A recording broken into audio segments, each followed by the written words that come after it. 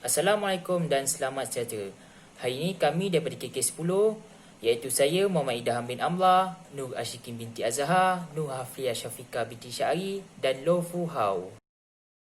Sebelum kami meneruskan, kami juga ingin mengucapkan setinggi-tinggi penghargaan kepada Insinyur Dr. Suhaida Harun kerana banyak telah membantu kami dalam proses kertas ulasan kami yang bertajuk penghasilan fabrik kalis api daripada selusa melalui proses salutan kulit telur. Kita teruskan dengan slide yang seterusnya, iaitu pendahuluan. Hampas tebu ataupun SCB terdiri daripada lignin, pektin, hemiselulosa dan selulosa. Komposisi secara kering bagi hampas tebu ini ialah kira 14 hingga 20% ialah lignin, 25 hingga 30% ialah hemiselulosa dan bakinya 43.6 hingga 55% ialah selulosa, iaitu produk kita. Kita fokus kepada selulosa pula. Selulosa merupakan polisakerat yang strukturnya teratur berupa polimer yang linear dan panjang-panjang atau bahasanya yang panjang pada unit luangan beta di glukopiranosa. Selulosa ini dihubungkan bersama oleh ikatan hidrogen dan daya van der Waals antara molekul. Seterusnya kepada salutan kami, iaitu kulit telur.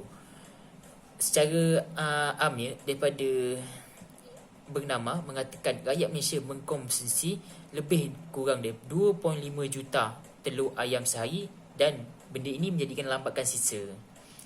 Penghasilan bahan baharu daripada sisa kulit telur ini adalah sangat penting untuk mengatasi masalah sisa kulit telur ini. Selain itu, kulit telur mempunyai pelbagai mineral. Sebagai contoh, kulit telur ini saya mempunyai potensi sebagai bahan perencat api. Kulit telur ini banyak dikaji terhadap bahan lain seperti kulit kayu. Tapi bagi fabrik pula, ianya hanyalah di peringkat awal sahaja. Kita teruskan dengan objektif kajian kami.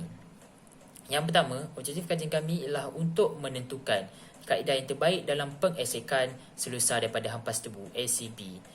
Manakala yang kedua pula ialah untuk menentukan kaedah penghasilan fabrik daripada selulosa yang diekstrak daripada hampas tebu.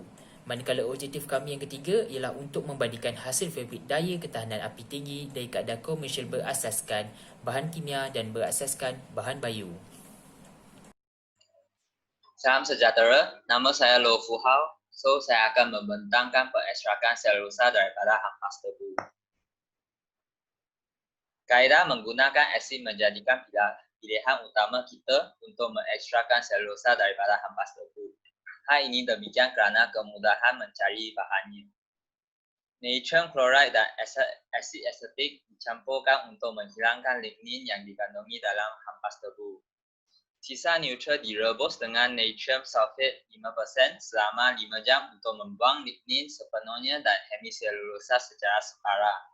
Kemudian, sisa direbus dengan natrium hidroksida selama 5 jam lagi untuk menghilangkan hemiselulosa. Akhirnya, microfilter holder assembly FHA digunakan dan kandungan filtrasi ditambah dimethyl sulfoxide dalam 80 Celsius selama 3 jam. Dengan itu, kita boleh mendapat selulosa daripada hampas tebu.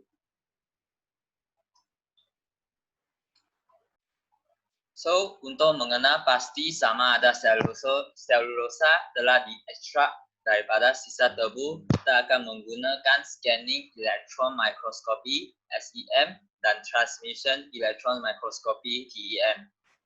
Permukaan halus daripada serat hampas tebu adalah kerana kehadiran beberapa komponen bukan berserat dalam serat permukaan seperti lignin. Kita boleh tengok dari sini ialah gambar SEM hampas tebu sebelum pengekstrakan selulosa dan selepas pengekstrakan selulosa. Sebelum pengekstrakan selulosa, permukaan hampas tebu akan lebih kasar berbandingkan dengan selepas pengekstrakan selulosa. Hal ini demikian kerana lignin dan hemiselulosa telah dibuang selepas proses menggunakan asid. Evaporate sebelum ia sampai ke pemungut. Dan yang kedua adalah parameter larutan. Parameter larutan contohnya seperti kelikatan. Kelikatan haruslah berkadar optimum kerana jika ia terlalu rendah, ia akan menghasilkan titisan bukan serat. Dan yang ketiga adalah parameter persekitaran seperti suhu midazolam klorid PMIMCl. Ia merealisasikan doping berputar yang mengandungi berat sel 21 sehingga 16.5%. Serat selulosa dimasukkan ke dalam media pembekuan seperti alkohol atau air. Ia berputar dari spinneret melalui jurang udara. Serat yang terbentuk segera dikeluarkan melalui pengumpul. Serat-serat itu dikumpulkan ke dalam kawat tembaga berputar di bawah kelembapan yang tinggi.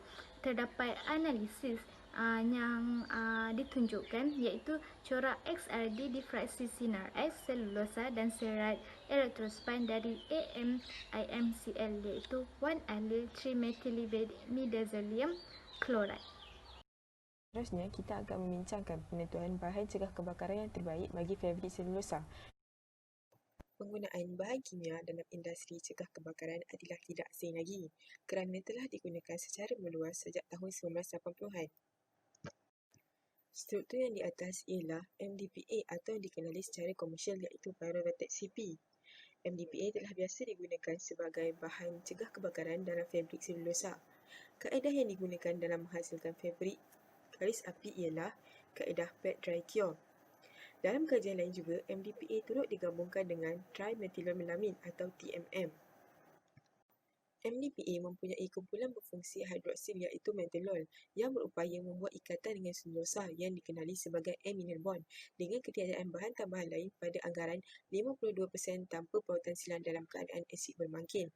Manakala TMM bertindak dalam meningkatkan ikatan MDPA dengan selulosa dan membentuk efek bersinergisma nitrogen fosforus yang meningkatkan kebolehan upayaan kalis api fabrik yang dirawat. Kita beralih kepada penggunaan bahan berasaskan bio. Bahan berasaskan bio seperti kulit telur mempunyai potensi untuk menjadi bahan cegah kebakaran dalam fabrik selulosa. Kesan kalis api oleh kulit telur dapat dijelaskan kerana kulit telur mempunyai kandungan kalsium karbonat yang tinggi yang boleh bertindak balas dengan sumber asid seperti aluminium polifosfat untuk membentuk kalsium fosfat, kalsium metafosfat dan gas tidak boleh terbakar yang akan mencairkan gas boleh bakar serta memperkuatkan kehomogenan dan kepadatan lapisan arang yang terbentuk.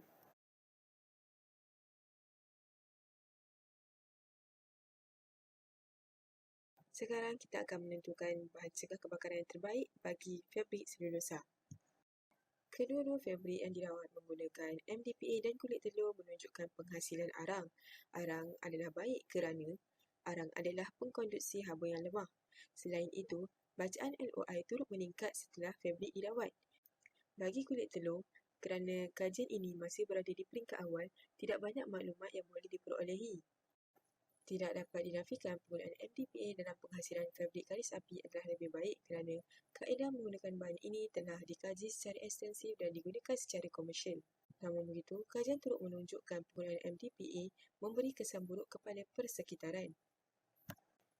Formaldehyde yang terhasil daripada penggunaan MDPA adalah sangat bertoksik bagi hidupan akuatik, memberi iritasi kepada kulit dan mata, memberi masalah pernafasan dan salah satu bahan penyebab kanser bagi manusia.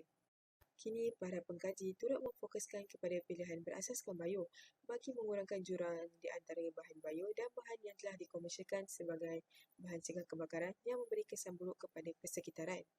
Salah satu alternatifnya adalah dengan meneroka potensi kulit telur sebagai bahan cegah kebakaran dalam fabrik selulosa. Manakala pada bahagian kesimpulan pula, dalam kajian ini kami telah dapat menentukan kaedah untuk mengeskep selulosa daripada hampas tebu yang bersuaian, iaitu dengan menggunakan asid seperti asid asetik dan asid sulfurik. Analisis seperti scanning electron microscopy SEM dan transmission electron microscopic TEM juga telah ditunjukkan untuk menentukan selulosa yang telah dieskep tadi. Terdapat juga beberapa kajian saintifik yang menggunakan pendekatan yang baru, iaitu dengan menggunakan cecair ionik dalam penghasilan fabrik daya ketahanan api tinggi. Manakala kesimpulan terakhir ialah pembandingan hasil fabrik daya ketahanan api tinggi dari kaedah komersial berasaskan bahan bio dan bahan kimia telah diulas untuk melihat potensi kulit telur ini dalam menggantikan kaedah komersial dalam penghasilan verbik kalis api yang tidak mesra alam dan membahayakan kesihatan pengguna seperti MDPA. Sekian.